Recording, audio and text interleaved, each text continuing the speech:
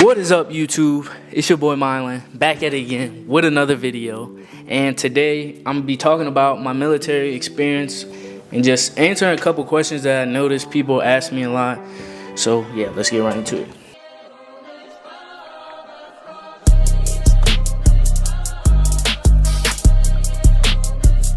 What made me join the military? So for me personally, I didn't want to go to college directly out of high school. That just wasn't something I wanted to do, and I was unsure also, so I didn't know what I wanted to do as far as my career path. Since I didn't know, I thought the military, it would give me a good experience and give me some time to think about what I wanted to do. Also, I am in the Marine Corps. I didn't originally, I don't think there was one specific branch that I wanted to join. I just tried to talk to all of them, but the Marine Corps was like the only one that I could talk to. One of the Navy guys wanted me to ask questions, and I didn't even know what questions to ask. I'm clueless on like the military in general, and he wanted me to ask questions. I'm more waiting for him to tell me stuff. So ultimately, the Marine Corps one had the best recruiter, and that's the one I ended up going with. I get this question a lot: would I do it all over again? For me, yes. I've complained about it and all the stuff I had to do, but I would do it all over again. I think I met a lot of great people. I learned a lot of stuff as far as like being a man and just being an adult. I think it definitely helped me become a better version of myself, and I can definitely see a difference between 18-year-old Mylan and now 22-year-old Mylan. I can definitely see the difference in the progress. And I do have to credit the military and a lot of my leaders and friends for helping me become a better person and a better man. So yes, I would do it all over again. I don't want to live my life with regrets. So how has the military changed my life? So the military has changed my life, or the Marine Corps. It just, like I said, you know, it made me a better version of myself, and it definitely gave me a different way of looking at things. And you know, I can definitely see how things work from the military side, and you know, now transitioning to the civilian side, I can see the difference, and I can use some of my characteristics and things I've learned from the military and use them in the civilian world, as far as like discipline, time management, cleanliness, because we had a lot of field days, and you know, cleaning the room and cleaning the barracks. So you know, it's kind of instilled in my brain to do it. So like even now, getting my apartment, you know, I'm just thinking like Sunday we're gonna clean up the house or clean up the apartment, make it look good. Just, you know, not to get inspected obviously, but more just like that military kind of mindset, or you know, just being clean. So another question I know a lot of people, a lot of my friends ask, am I a veteran? Yes, I am a veteran. Even if you serve 4 years or you serve 40 years, it doesn't matter. You're still a veteran. As long as you get out honorably, you don't get out dishonorably discharged. I think also, if in general, I'm not sure. I had to look it up. If I find it, I'll put a description up here, right here. But as far as I know, as long as you get out honorably, you are a veteran. What made me leave the military? What made me leave? So for me personally, I just think it wasn't something I see myself doing long term. So I didn't see myself being in the military 10, 20 years. I think it was more of a stepping stone and kind of figure out what I was wanting to do in my life, and just help me get better and be a better version of myself. And you know, also while doing it, getting paid and getting benefits. But I think ultimately, you know, I got a bigger goal that's outside of the military. So some tips and tricks for people that are joining. I would say sit down with somebody that's been in the military and not just a recruiter, and talk to them about their military experience and how it is for them. Because the recruiter is going to give you all the good stuff, because you know, they're based on numbers. So sit down with somebody that's actually been in the military, actually experienced it.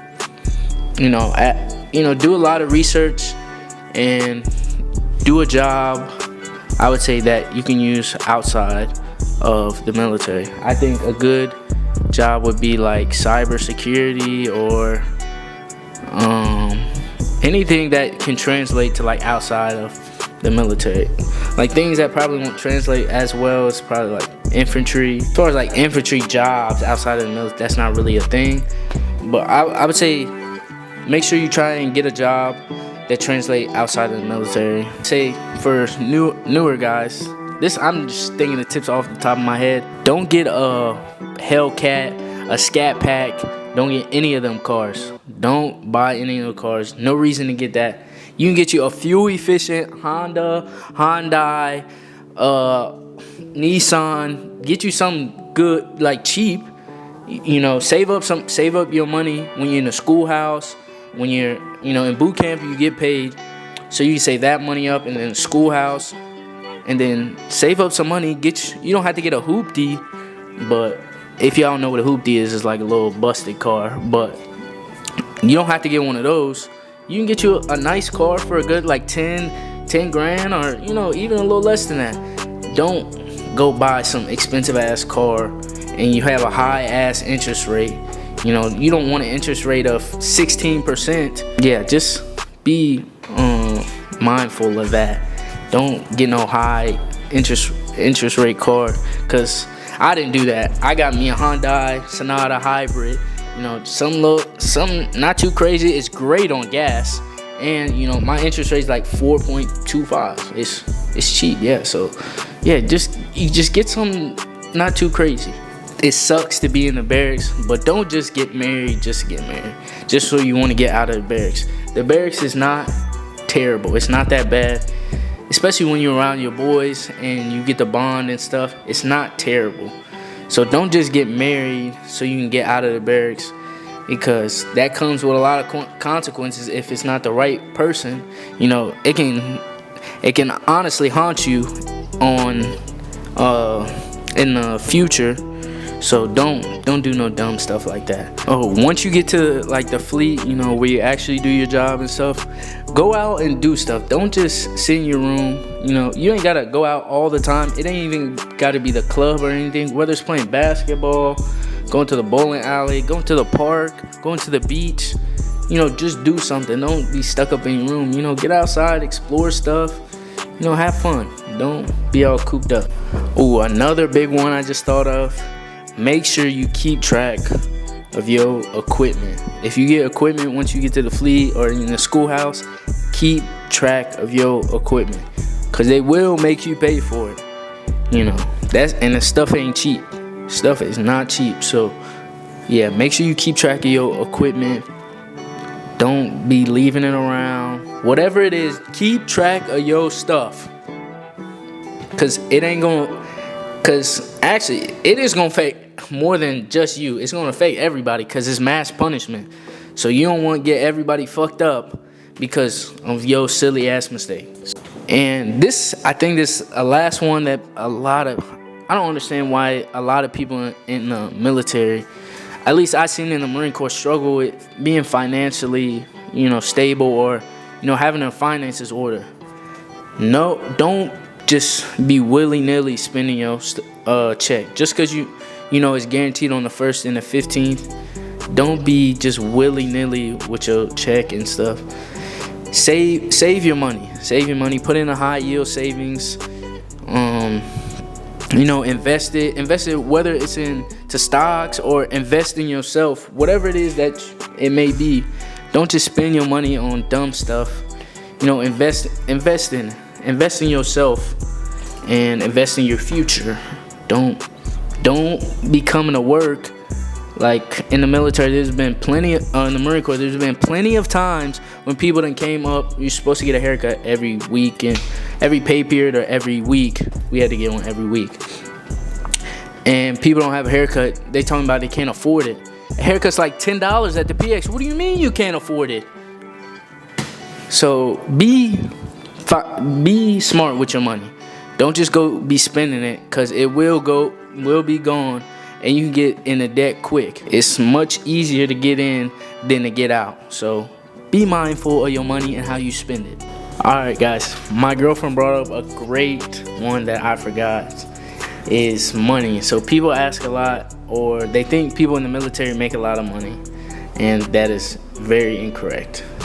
it's so I would say starting off at like E1, which is like private, you probably make like $800-900 a paycheck, depending on how much you put in your thrift savings, which is like retirement fund. You put like up to 10%, or you really put as much as you want. Usually people put like 5-10%. But me leaving, or okay, let me go up the ranks. So probably E2's like 800-900, and then E3, this is where it starts depending on like time and grade. So you also can get paid more based on time and grade, which is the time in that rank, or time and service, which is however long you've been in. So some people at E3 may get paid more than somebody that's E4 because they've been at E3 longer than somebody that's been at E4. So me leaving, I probably made like around $1,200 a paycheck.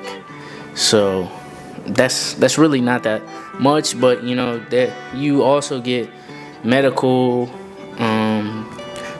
dental, you get vision, you get to eat at the chow hall. Chow hall is like dining hall if you want to compare it to college.